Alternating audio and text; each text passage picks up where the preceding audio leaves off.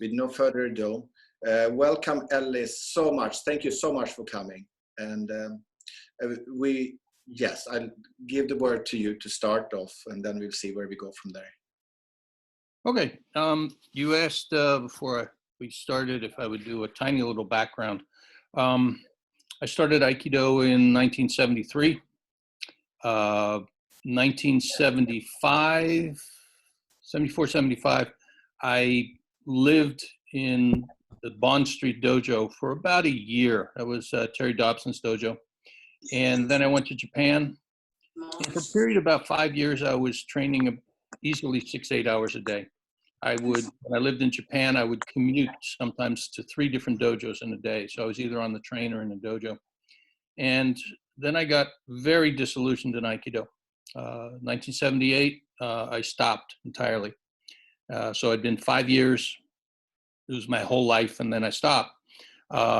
Started doing other martial arts. I became a full instructor of something called Arakiryu, and also something called Toda Habukoryu. And honestly, I don't want to spend too much time on all of that. But if people are curious, my book Old School describes those two books to you in detail. I was back in America, 1990, using a friend's dojo to train. And there were 4 different instructors at that dojo teaching Aikido. And they weren't part of an organization. It was just 4 people using the space.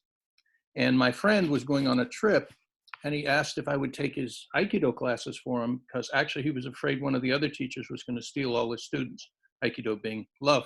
And I said, well, I don't like Aikido. And he said, well, you owe me. And I have issues. I always pay my debts.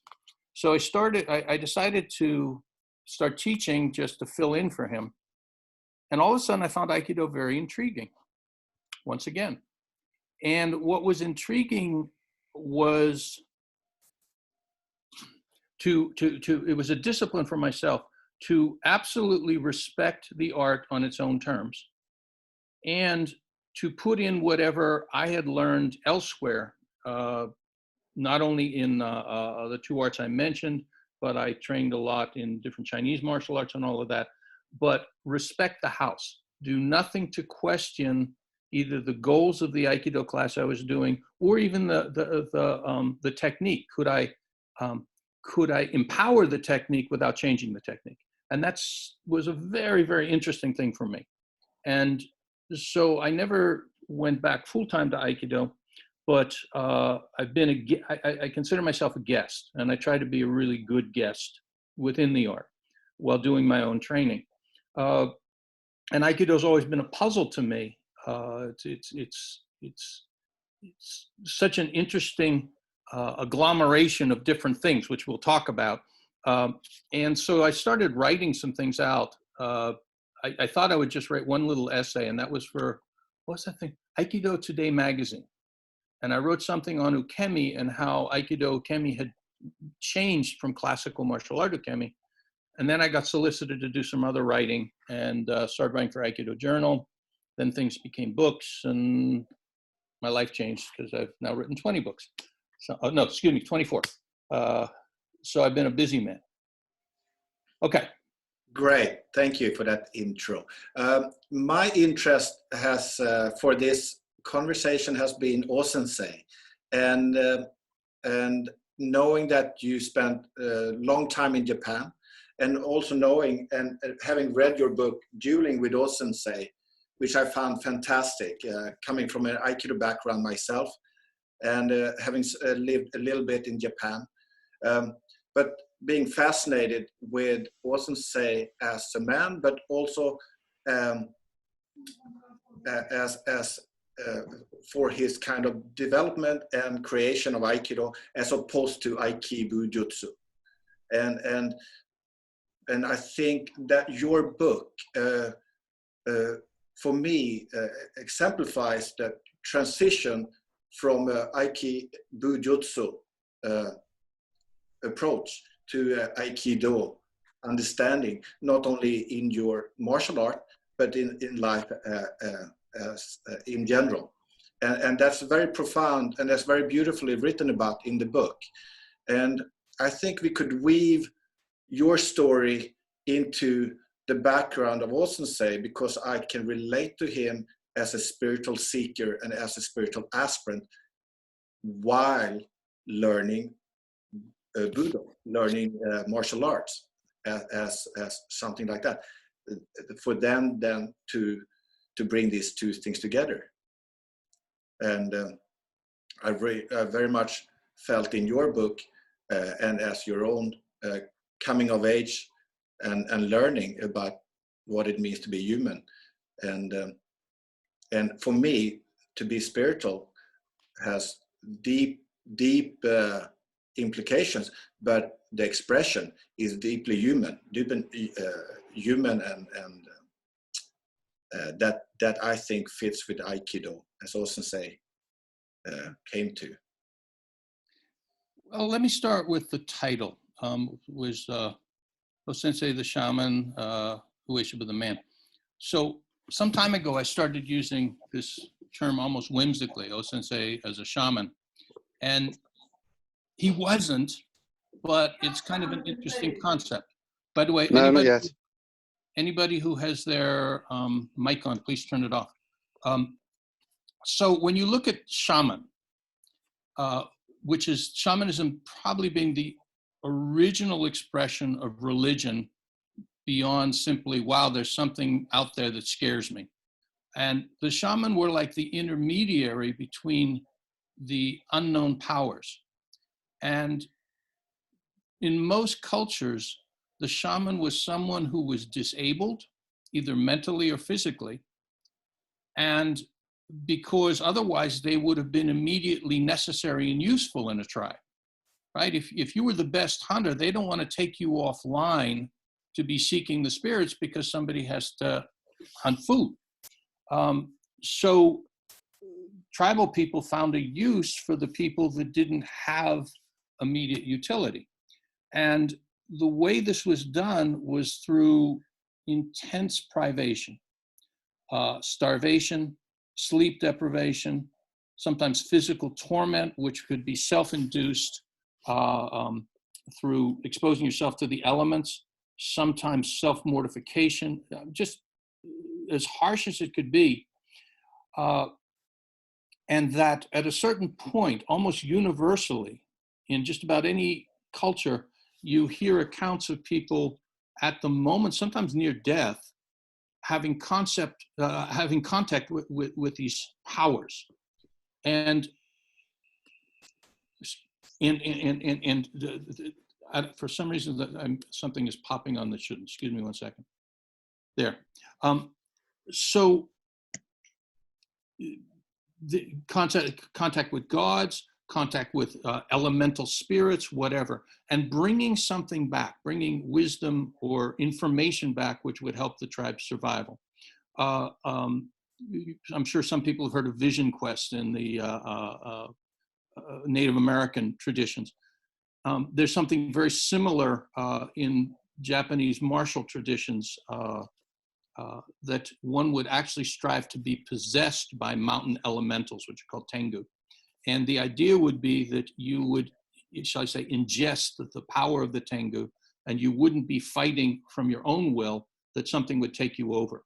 In modern psychological terms, you have access to the primitive unconscious. So one thing we do know about Ueshiba is that he did, at least so the stories go, he subjected himself at certain periods of his life to really extreme, intense, called shugyo. And the roots of the religion which he subscribed to primarily, which was Shinto, it's a shamanistic religion. Again, I don't want to go too far afield, but one of the easiest ways to see what so-called primitive Shinto would be is the movie Rashomon. And at a certain point in that movie, and you can find this on YouTube, this woman shaman is used to call up the spirit of the dead samurai. And you can see the ritual of, it's a possession ritual. So this is the kind of thing that Ueshiba started with. So I would not think of O-sensei the saint, O-sensei the priest or something like that. there was a nuance of him of pushing himself, stressing himself, trying to find the unknown. And one thing about shaman is the whole concept of shaman, which is it preserves the humanity in that there really is not an expectation that the shaman is a good human being. So if O-sensei was only that, you could have somebody who was a bad human being. And some of the accounts of some shaman is, yeah, they could go into the other world and dig up knowledge, but they could also be quite exploitative, manipulative, and all the rest. And Ueshiba was more than that, which just makes him interesting. So I just wanted to preface, that's where the title comes from, that I don't see him as a saintly figure.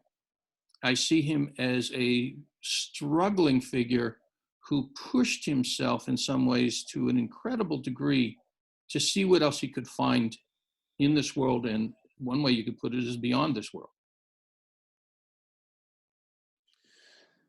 Right, yes. And that, just listening to that, that kind of takes me, because I'm kind of seeing his story as I know it so far. When he had moved to Hokkaido, and on his way back, he decided to visit Omotokyo and Deguchi Sensei, that became his spiritual guide or teacher, as it were, who himself was very shamanistic in his spirit obsession and in his new Shinto following that he created together with now Deguchi. So, but I do believe that much of his spiritual interest must have already begun early on, and through a mix of the Buddhist Shingon Buddhist practices and whatever Shinto influence he had from his home neighborhood. Yeah, so what's known about Ueshiba is he had a, what's the word? A more than casual interest in martial arts. He had an interest in being strong. He was politically involved in a campaign regarding shrines. If I recall correctly, it was to assist some shrines in staying independent from state Shinto. A guy named Fred Little has done really good research on that. And in addition, he was studying Shingon Buddhism. Now, there are many, many sects of Buddhism. The rituals of Shingon Buddhism are almost identical to the rituals of Tibetan Buddhism. It's Vajrayana Buddhism. And literally, although the language is different, a Tibetan can participate in a Shingon ritual and it'll be the same thing. And Shingon was a Buddhism which focused on enlightenment in this lifetime through skillful means. And what skillful means is you don't walk in and there's one catechism, one ritual that you follow. Your study is tailor-made to you, to your disposition. You'll be given certain practices, certain meditation practices. And some of those practices can be pretty intense. It's possible to go mad doing Mikyo. And because in a sense, it's an accelerated practice. It tries to make things more and more and more intense. And so Ueshiba started studying that type of Buddhism, where, again, the possibility of enlightenment in this lifetime.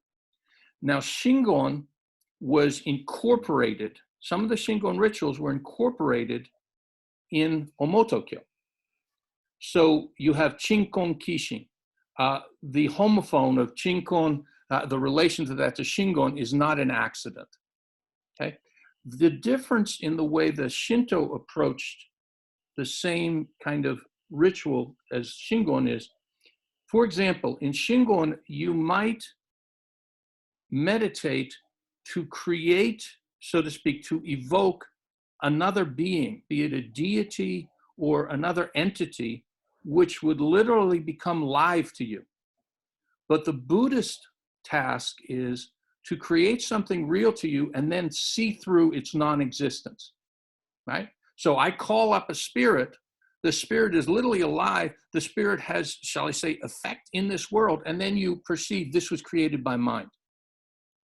In Shinto, they did not have the task of seeing through the entity. It was you call up a power and you allow that power to take possession of you. And there are some accounts of Ueshiba literally doing the equivalent of table rapping. You know, all of a sudden you feel noises, things would, in the room would start making noise and things like that. And then he would be possessed, if you will. Again, in modern terms, we can think of this as evoking the unconscious. What we sometimes call primitive, it's the wrong word, but primitive areas of the brain to bring forth powers that, and this could be physical power. There have been techniques throughout Japanese martial arts of tapping into what could be called berserker strength. And those of you from Scandinavia are familiar with berserker, but it is not a chaotic mindlessness. In fact, true accounts of berserkers is a kind of cold instrumental mind in which you can use all of your power and then some without any hesitation. It is not mindless. And so in many martial arts in Japan and elsewhere, one tries to access that kind of power, the kind of power that you hear about somebody in an emergency lifting a car off somebody else, you know, and, you know, as you can see somewhere in battle, that would be very useful. And what a lot of people talk about is Ueshiba's unbelievable physical power. And part of that, I would suggest, was not the, part of it was and we're not going to get into this today, the 6 harmonies type of power, internal strength and all of that. That's part of it.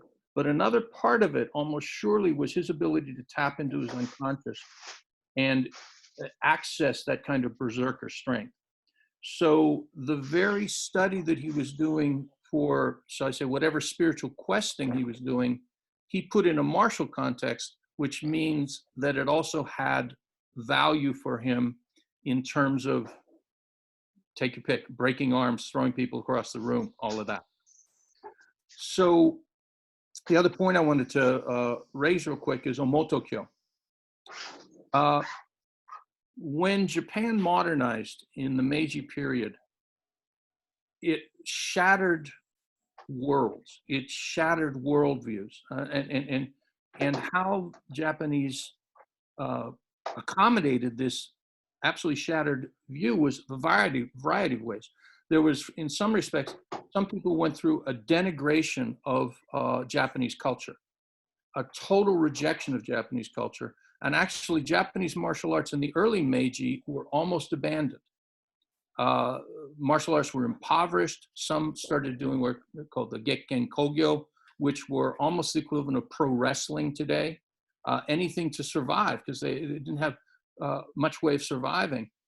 In fact, jujitsu was on such hard times that it was only the interest of the physician to the Meiji Emperor, Bales, who got interested in jujitsu. And if a foreigner is interested, maybe we'll be interested in it too. And there was a revival of jujitsu thanks to foreigners back in the Meiji period. If that hadn't happened, it might have all died out. So one of the other things that happened is a bunch of new religions grew up. And many of these religions were started by charismatic women who, some of whom were uneducated and started doing things like automatic writing and things like that. One of the most significant, of course, was Deguchi Nao. There was a difference in Omotokyo and many of these other religions. And the difference was Omotokyo, the second leader, Deguchi Onisaburo, was very politically interested. And if you'd like a sort of easy way to figure out what kind of guy he was, you can look at the Rajneeshis and see some real similarity with Bhagwan Rajneesh and Onisaburo. Charismatic, incredibly charming, entertaining, exploitative, perhaps slightly psychopathic individuals.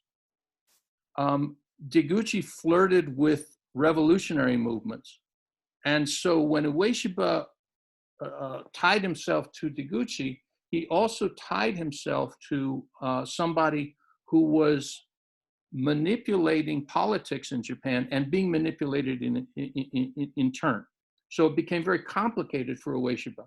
Had he, for example, joined Tenrikyo, which is perhaps the most powerful of these new religions, Ueshiba would have been just this martial art stud who practiced Tenrikyo, and everybody was proud that he was there, but he wouldn't have had much larger social involvement.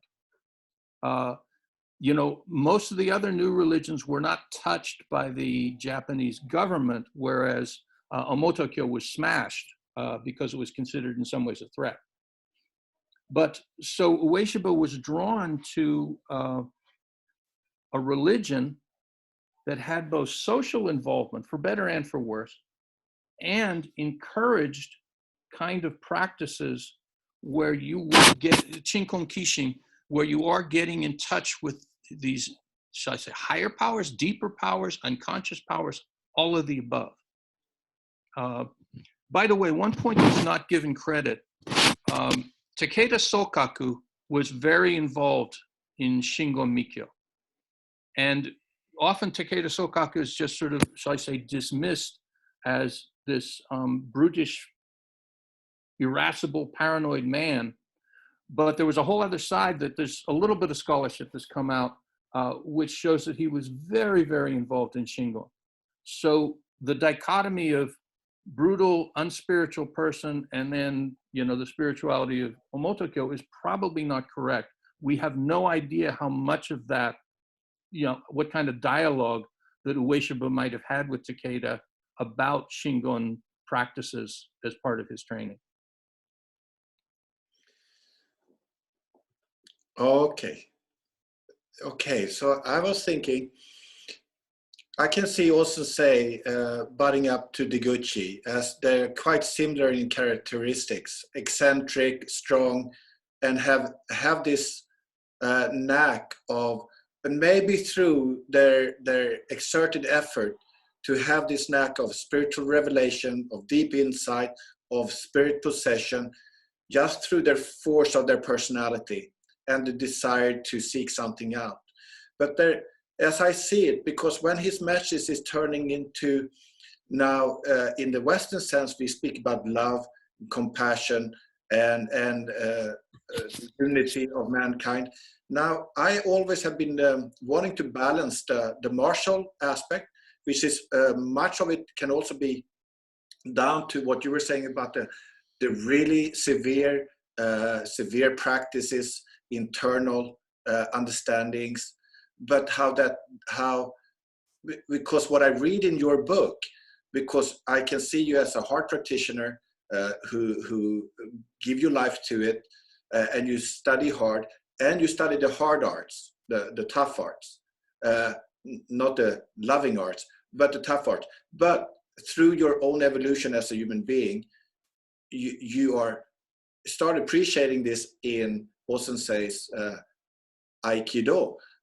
And I see that in O-sensei himself, albeit, which is the confusing bit, because he has his social life during the war, pre-war, post-war connections with the military and all of that.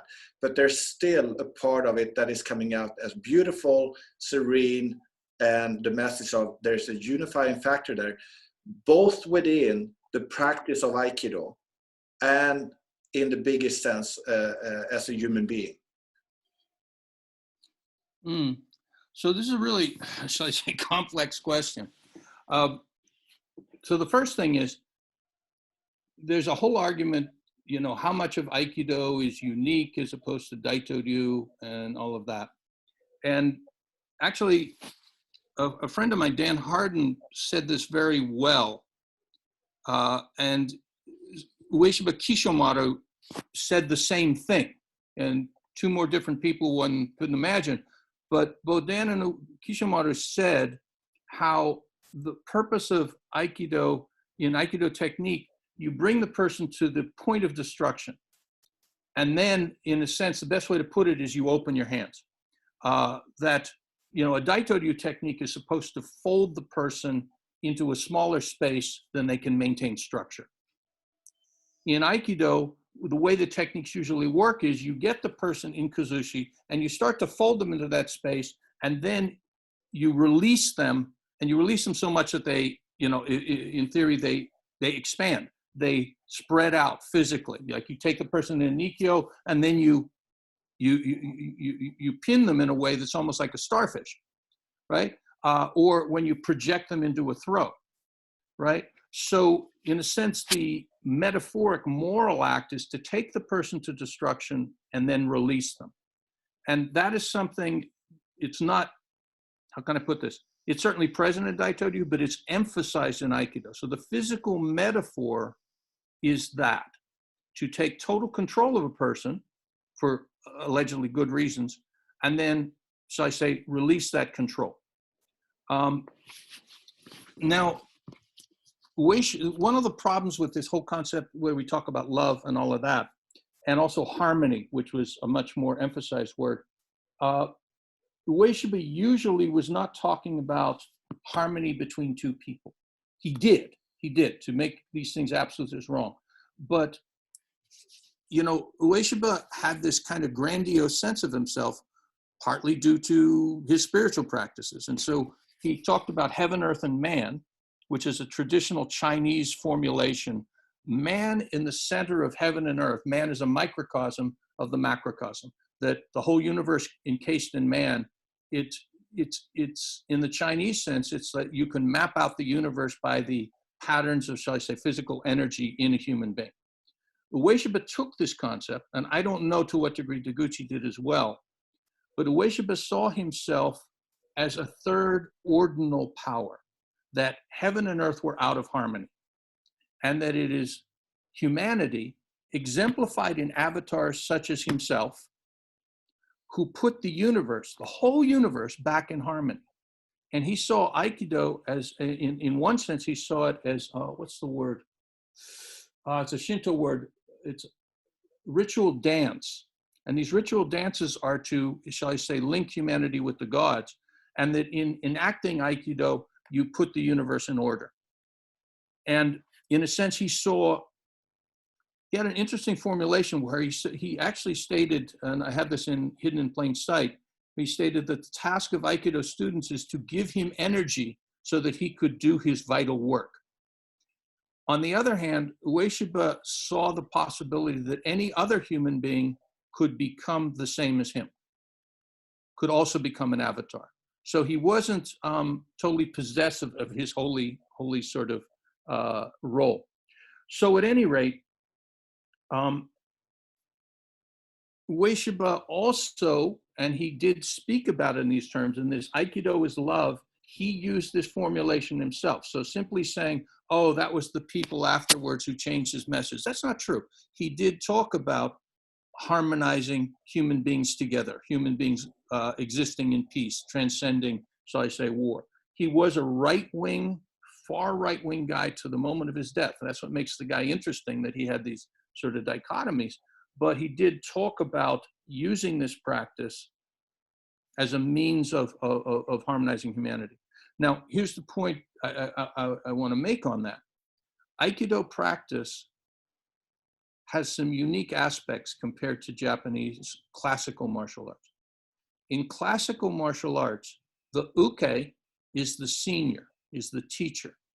And what happens is the teacher attacks the junior at the level of the peak of the junior's ability, the student's ability. And the teacher teaches by crafting more and more rigorous attacks to force the student to get better. Okay? It's one way. It's one way to such a degree. The story takes too long. I gotta watch my time. But one of my seniors in Toda Habukoryu was about to present a demonstration, and she was very concerned about her own position. she was going to be shitachi, that's tori in Aikido, with my teacher. I was the junior in the dojo, so I was shitachi. And another woman was going to be uketachi. So she's senior to me. So it was 1, 2, and then 3, 4. And Yamaguchi-san was interacting with a teacher from another school, and this woman said, oh my goodness. So Miss Kinney is going to be uketachi for that tall gaijin guy, and you're just shitachi. And she was indicating, well, you're in a junior position. And my senior, Yamaguchi-san, was so upset that she left the demonstration. So it's a silly story in a way, but the point is that this hierarchy was very, very, very, very rigorous. What Aikido in particular did was they made this practice reciprocal. So yeah, I'm sure any one of you had an experience where one of your seniors grabs you and just throws you around. And you know, the teachers, very few teachers take ukemi. I mean, there are some. Kobayashi Yasuo always used to take ukemi for everybody he showed a technique to. But a lot of teachers don't do that. But classically in the training, you go back and forth. And you're making this reciprocal practice, which means everybody has to learn from everybody else. And everybody assists everybody else. So it's a very powerful metaphor for how people can get along in stressed and stressful situations.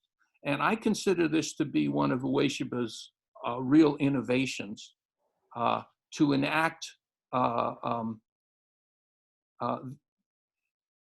human dynamic in which everyone can provide learning for another person or can learn for another person. I think it's a very powerful metaphor. And it demands of people to actually conform to the real existence of another person. So I'm a rather large human being. I'm about 110 kilos. I'm 6'6", 2 meters tall. It's possible that I could give some of the people who are watching here a rather difficult time on the mat if you tried to do your techniques. It's my responsibility to make that worthwhile to you. It's also my responsibility not to coddle you and just take faults, right? So if you will, there's a very rigorous but very human, if you use the word spirituality there, in a non-religious sense, but it demands of you that you take another human being into account. And I think that's one of the most fascinating things about Aikido practice, which I would attribute to Ueshiba because he's the one who really started that way of practicing. Okay, may I just conclude the first session? Thank you, Ellis. Can I conclude the first session with asking the first question for the next session? Okay. Because I think what are you saying is right. It's really, we know that from training the Aikido year out, year in, and I think that's part of why we love the interaction in the dojo, to have ukinage relationship. It's a wonderful communication. It's a wonderful practice of relationship in the physical the world. But I was also interested in, because what I always come back to in your book is your reflection as a human being while you're progressing in your arts, going from very, very lethal arts to your work that you do today in your civil life. Mm-hmm. This is a beautiful transition, and I can see, maybe not correctly, but I can see also say, coming from a very traditional, strong background, where he then, in one way, as you did also, open your eyes and open your heart to something that is bigger and wider, that is more important, kind of. If I may leave that till next session. Okay. Or I beat you all to it, but so we're going to have a 10-minute break. And when we come back on the same ID, on the same password, please write your questions in the chat box below. And Ellis will, if he has time, he can pick one after another, or he maybe picks his favorites. Who knows? We'll see. So we have less than a minute here on this session, and it's going to cut out. So go and get a cup of tea, coffee, whatever, and